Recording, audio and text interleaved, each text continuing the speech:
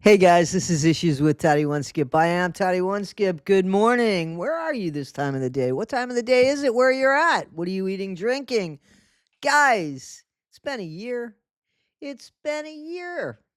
So thank you for everybody that's been following the channel, subscribing to the channel. Please, if you're on the fence, come on over to our side. We ain't a cult. We let you leave. We do not serve Kool-Aid. Guys, we started with Scientology. That's how the channel started, like, taking off with Scientology. We are back at Scientology, and the reason is because there's stuff going on. But guess what? We are talking about the stuff that we talked about a year ago, completely full circled here. What we're talking about is the incident, this part 2 of Mike Rinder, the incident that happened in California in regards to A-Aron. So, guys, Aaron gave his side of the story.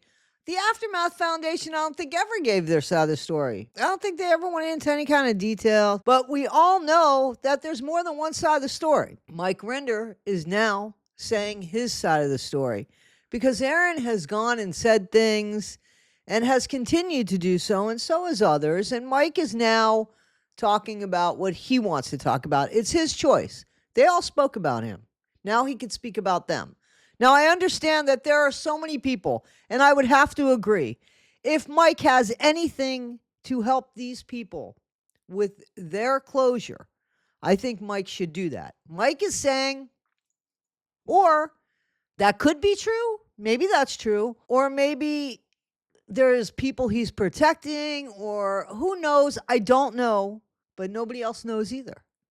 You know, there's three sides of the truth. And let's understand what the truth is. The truth is what we deem to be correct and honest. But if you're looking at something from a skewed way of looking at it, then you're not going to see it the same way somebody else is from their skewed way of looking at it. Fair? I know that Mike has made apologies. I know that Mike has spoken with the FBI. Maybe that's all that can be done. Maybe not. I am not one of those people that need that closure. I don't know what that looks like. Therapy. I would say therapy would be one of those things. I've never been a Scientologist. So again, I don't have a dog in this fight. However, there are things that have happened to me in my past that I would have liked to have gotten answers for, and things that I felt that were unfair. And they can be continued obstacles in your life, or you can just realize that we're not going to get answers for everything, and everything we do and say is not always going to make sense when we hear it back, or how somebody else might see, and life is not fair, and all of that. Now,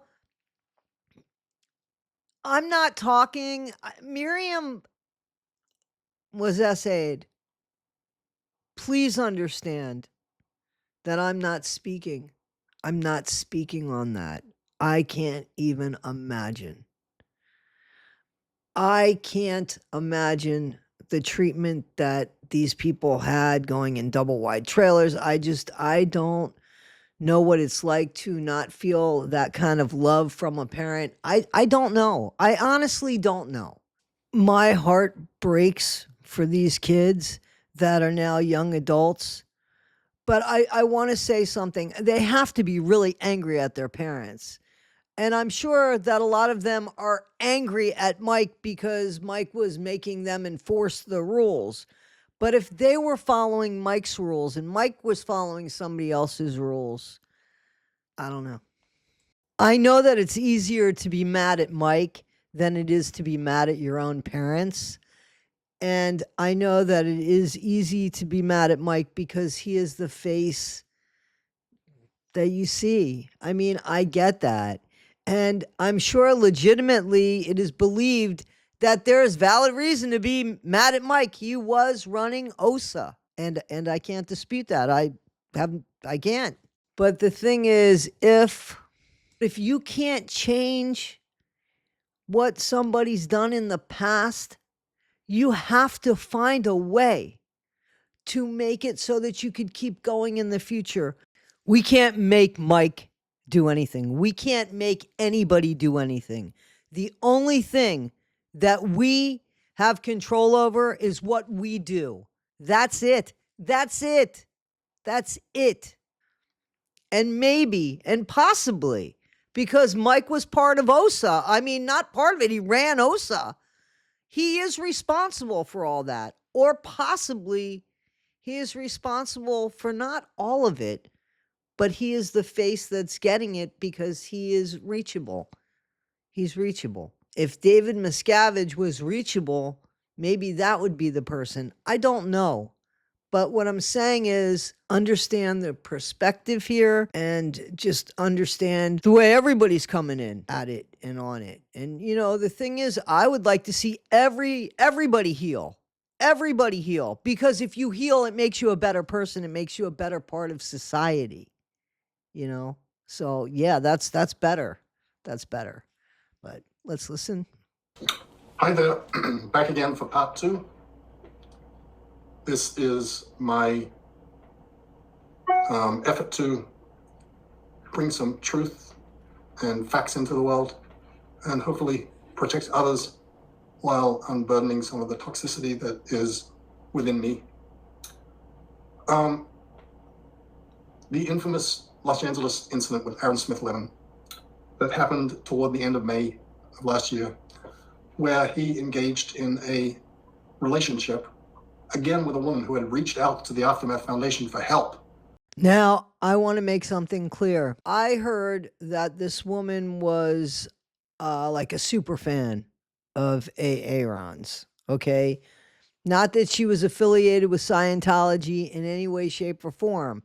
However, that doesn't mean that she couldn't have reached out for somebody else or reached out to ask questions for somebody else or even appeared to have just reached out in that capacity and was faking it. Whether that's right or wrong, before we call Mike a liar, okay, which some people have, and a lot of us have misspoken, all of us have misspoken. Don't call him a liar. Let's have him clear that up. And rather than giving her help, he used her as a sexual conquest to have a drug and sex encounter with her while he was in LA. Rather bizarrely, he was staying in a room that had been arranged for him by the Masterson Jane Doe 1 victim. The video that came out at the time was quite scary. The subsequent video that came out showing how he pushed the woman into a concrete wall was even scarier.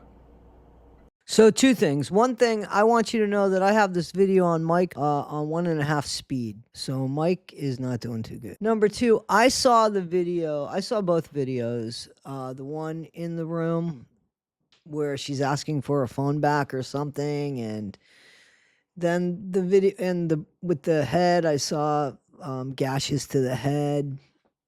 I saw his toe. So then I saw the video on the streets of California, of LA, apparently. And he was, I guess, trying to get away from her. Supposedly he's a runner. He probably could have outran her. He is a grown man. And there's no doubt that he could have outran her if he wanted to, but he didn't. And she kept trying to like grab him. And it didn't look like she was trying to hurt him, but I was watching a video. And at one point, she goes to put her arm around his neck. He himself had said he wasn't afraid of her. So in getting her off of him, she went into the side of a building and hit her head. I think that was when she hit her head. But I did see pictures of the head gash. Now, Aaron kept walking. That's the issue I had. I also had the issue of why didn't you just avoid the situation? So many times when he told the story, so many times he could have avoided the situation, in my opinion. But you're a big guy. you didn't fear for her. When you went to get her off of you, you even said, you know, that she hit her head pretty hard. You kept walking. You just kept walking. So that was my issue with that situation. And, you know, basically he called her crazy, but went for her anyway.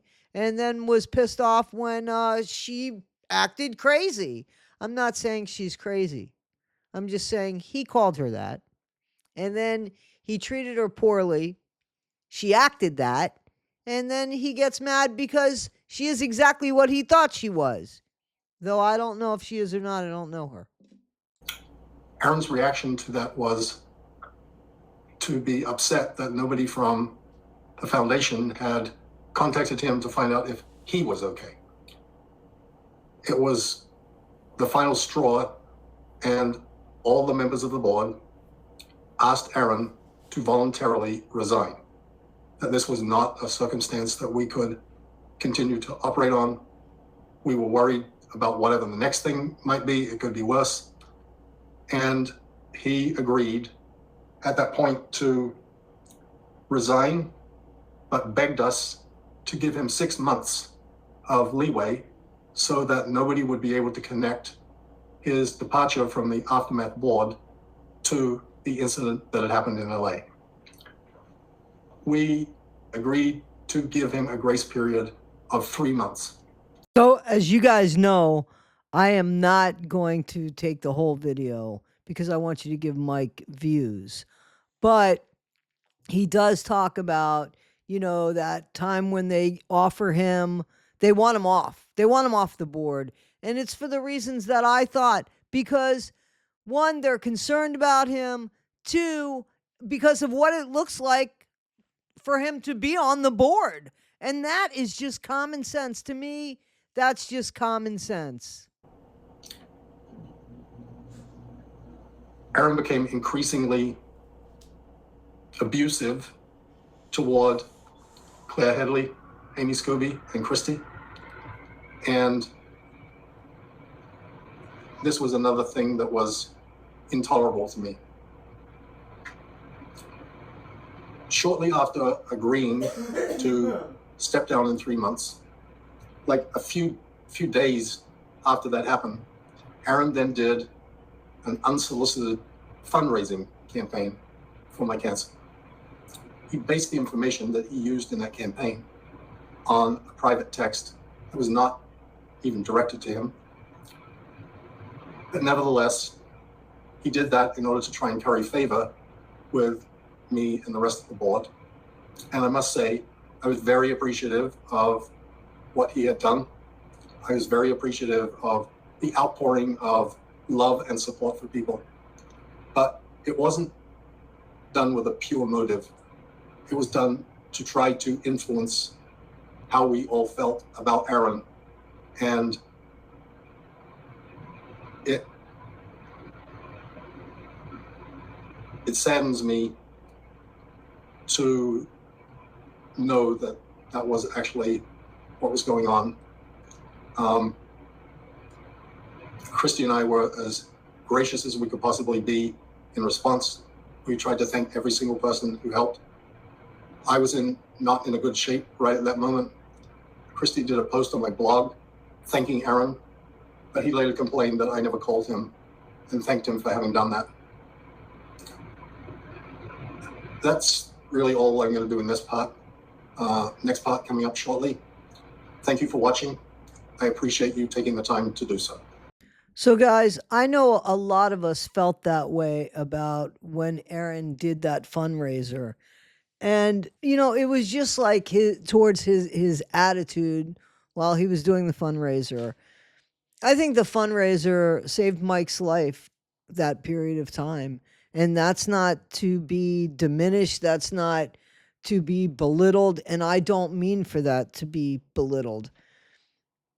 I think A-Aron is a great salesman. The problem is he gets in his own way, in my opinion. He gets in his own way. He gets before his message. It's more important to him, in my opinion, that he gets out there before the message. Like, he lets the message be the second thing. to me, the message needs to be the first thing. We got to get out of our own way. That's my opinion. I'm sticking to it. So, guys, this is the second part with Mike Rinder talking about his truth about what happened here with A-Aron.